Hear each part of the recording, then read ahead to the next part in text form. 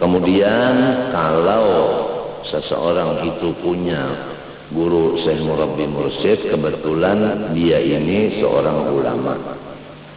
Nah, biasanya syekh murabbi mursyid ini memimpin supaya dia bertelanjang dari sifat ilmu yang ada di otaknya, mengaku bahwa diri itu jahil.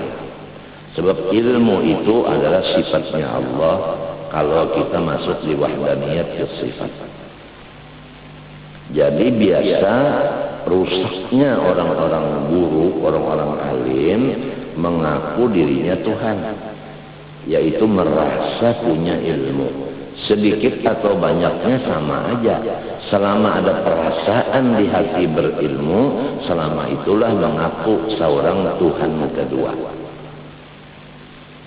Wa ma yu'minu aktsaruhum billah illa wa hum musyrikun. Orang yang beriman sedikit sekali, yang musyrik yang paling banyak.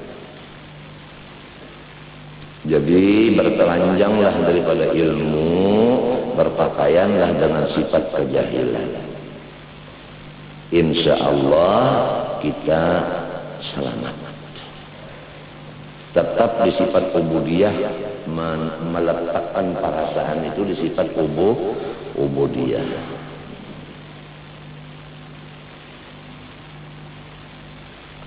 Apalagi keturunan orang alim bener aja, sawarangnya bungon.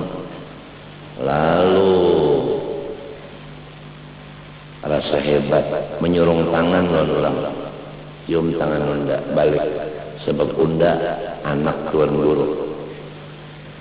Padahal anak sih nang alim siapa? Abahnya.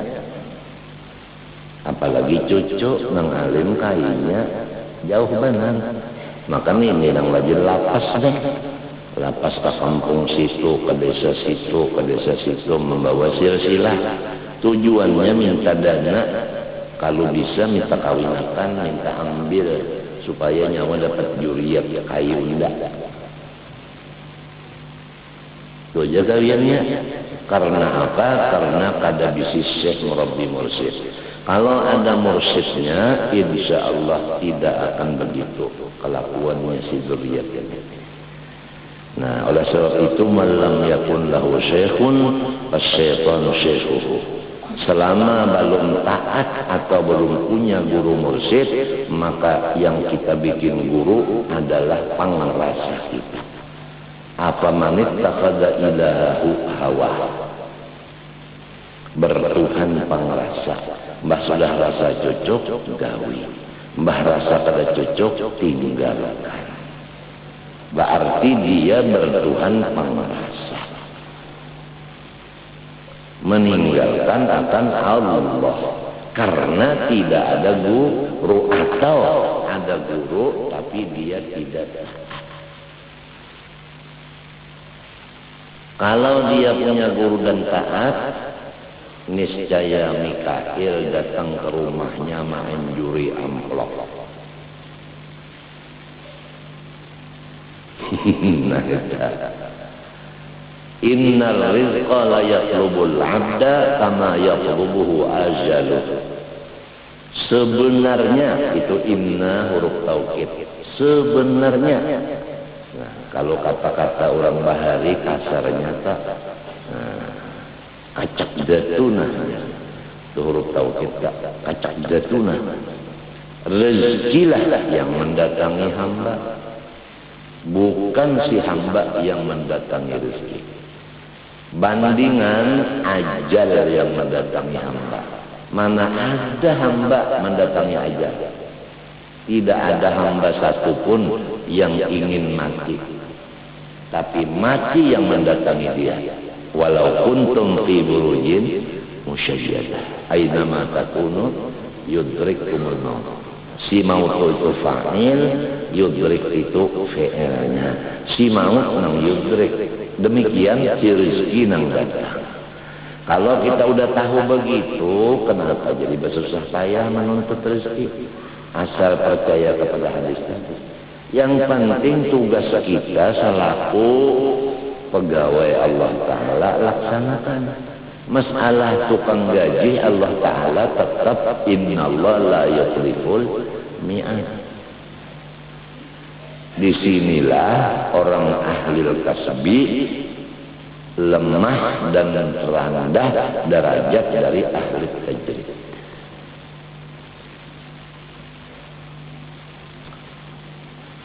Memang dua golongan ada, minkum man yuridud dunya itu ahli kasbi, wa minkum man yuridul akhirah itu adalah ahli tajrid. Tafsirnya minkum man yuridu dunya lil akhirah. Ada lagi wa minkum man yuridul akhirah li ajli khaliqiha.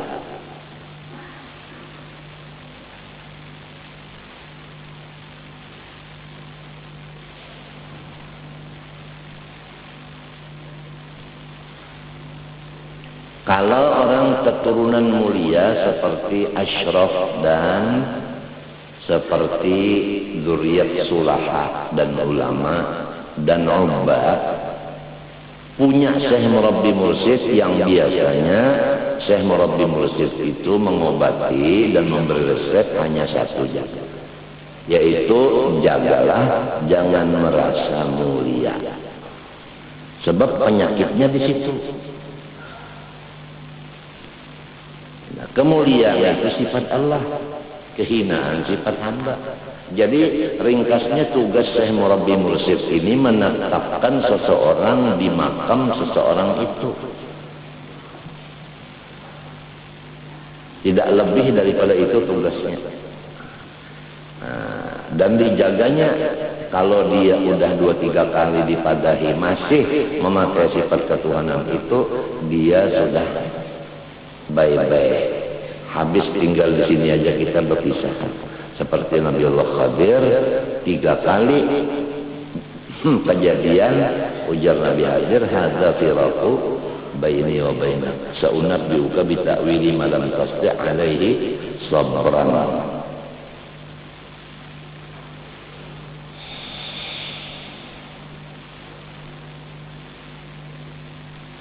Jadi kita ini umut mentafakkurkan diri ini. Masalah sembahyang aja banyak yang tertinggal. Waktu lagi muda-muda kita sembahyang sekandak. Sekarang sudah tua. Alangkah bagusnya waktu siang dan malam yang kosong diisi dengan mengodok sembahyang. Dari mulai subuh, dhuhur, asar, maghrib, isya. Tinggalkanlah qabliyah ba'diyah.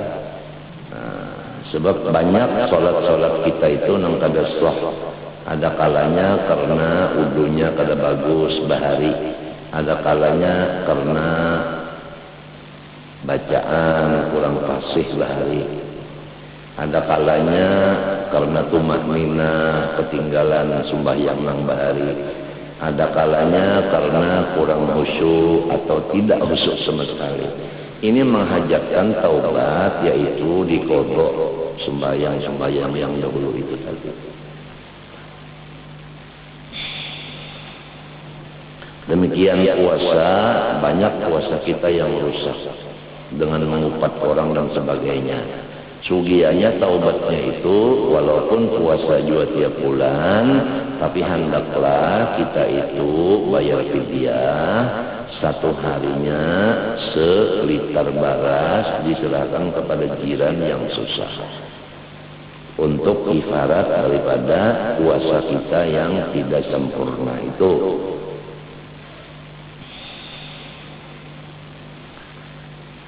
Ini sangat penting kepada kita, sebab kita ini hidup pada belawasan, memarahi kubur. Nang anum nang tuha sama, nang dimarahinya itu kubur. Biar beundur berjalan tetap bemarah juga, bemarah ke kubur. Nang penting itu kita ini berusaha karena diberi akal. Ya kalau tak, untuk menyelamatkan masing-masing diri kita.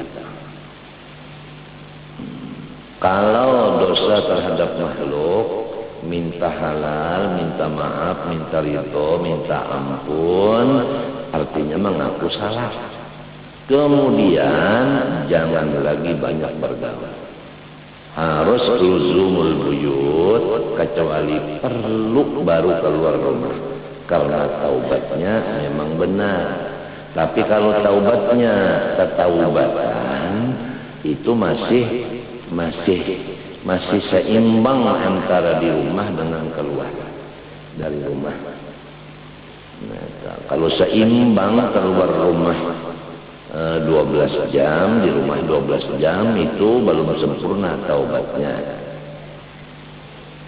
Apalagi 20 jam bergaul, 4 jam aja di rumah, sudah kada seimbang. Orang yang bertaubat daripada dosa di pergaulan, caranya melepas akan tempat dosanya itu, yaitu di gaulan tadi. Harus menjauhi gaulan. Kepada orang lain janganlah jahat sangka. Bahkan hendaklah mendoakan kepada orang itu supaya taubatnya diterima Allah. Karena dia sudah sadar bahwa selama bergaul menambah dosa. Jalannya mengurangi majelis dosa tadi, pergaulan tadi.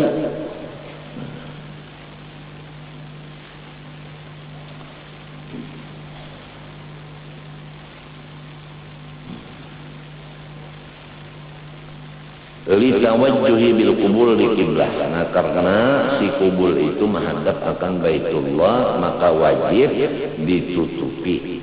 Nah, itu untuk menghormat Baitullah, apalagi Allah. Kalau menghadap Allah, lebih-lebih lagi disuruh hormat. Dengan jalan tadi melepaskan daripada sifat uluhiyah dan berpakaian dengan sifat ubudiyah. Istilahnya bertelanjang dari sifat ketuhanan di pengrasaan, berpakaian rapi dengan sifat ubudiyah kehambaan.